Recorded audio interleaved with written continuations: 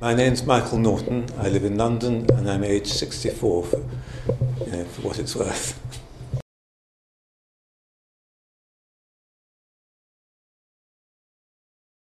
I started something in the UK called MyBnk, where young people gave money away in their local communities. I thought it was a really good idea because young people know things that we don't know, and they're also much more careful about keeping money than older people are. They're not prepared to take so many risks. They want things to succeed much more. It worked really well here, and in fact there are probably about 60 youth banks across the UK at the moment.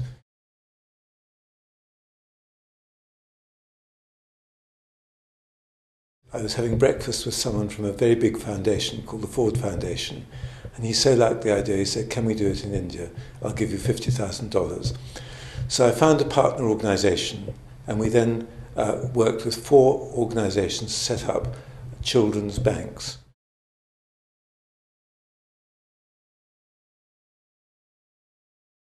Two I want to tell you about. One is a 14-year-old girl, Rekha, who decided she would have a handcart and she was going to sell boiled eggs and sweets.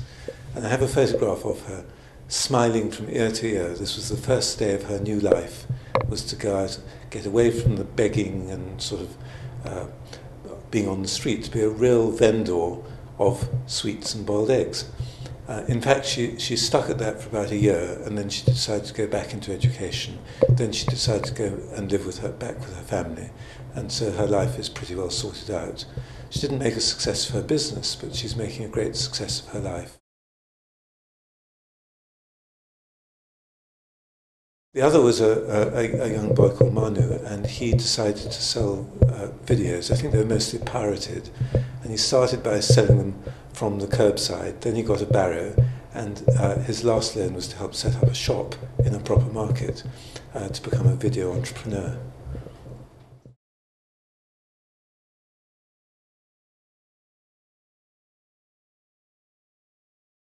The dream for most street children is to have a life, to have a proper life. It's no fun spending your life on the streets. So the bank actually gave them a lot of self-confidence, and I think that was their dream.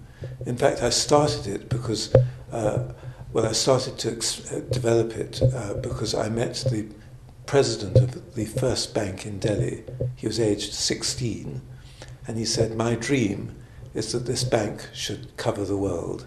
So I went to Comic Relief and I got some money, and I helped develop the bank in 6 countries in South Asia.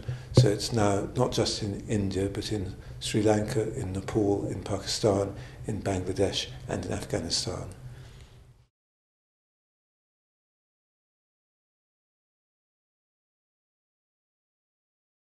What the first step is going to be. Once you've taken that first step, a second step becomes more obvious, and then a third step, and then you're on the way. So it's working out what that first step is. For me, it's often to talk to a lot of people. So one of the things I do is I get people together in a room and say, "This is my idea, what do you think about it?" Some people then get very enthusiastic and say, "Can I help you?"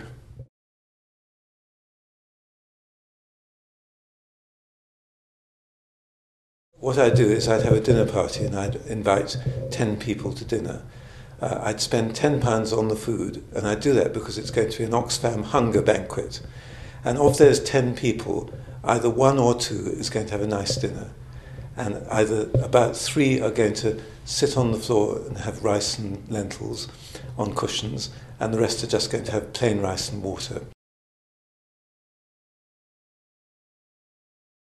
And the idea of this is that it mirrors the world's hunger problem, where 15% of the world's population is well fed, 25% is adequately fed, and 60% are pretty hungry or actually starving. And so what you do is you get invited to the hunger banquet, you're charged £10, and you draw lots to see who gets the good meal, or who sits on cushions, or who just gets rice and water.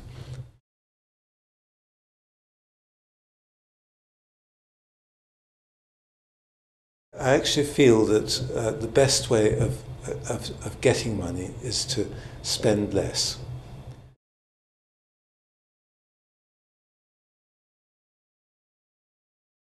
I've got one tip for you, which is give up bottled water. It is the biggest waste of money ever. It also is carried thousands of miles to get to in lorries that pollute the environment. It's no purer than tap water. In fact, they had to withdraw Dasani, which was the Coca-Cola bottled water, from circulation because the factory was contaminated. And then with all that money you save, you can either change your life or you can change someone else's life.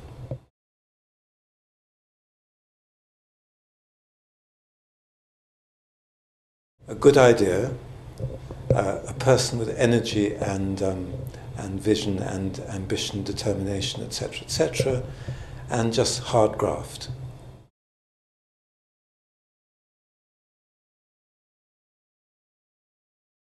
I start with the social values, actually. I think social values to me are really important. I want to create a better world, and that's what drives me. And then the enterprise, you build on that. You choose something that will help you do that. Go with your passion.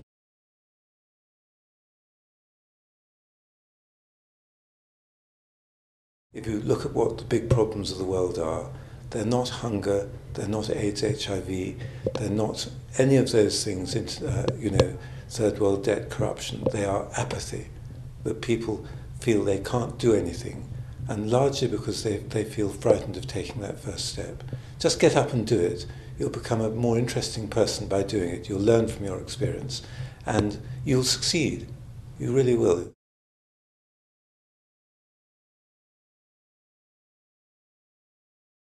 Life is a lot of fun, and that's what I believe about changing the world. I've written a book called 365 Ways to Change the World, and the whole idea behind it is you don't do things because they're worthwhile or because you ought to, because you feel guilty. You do it to have a lot of fun.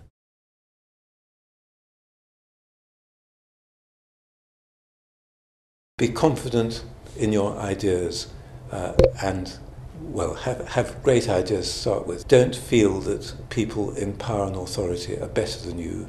They probably don't have as good ideas as you have. Go with your youth, your energy, your commitment, and you will show how you can actually make a real difference. Don't give up.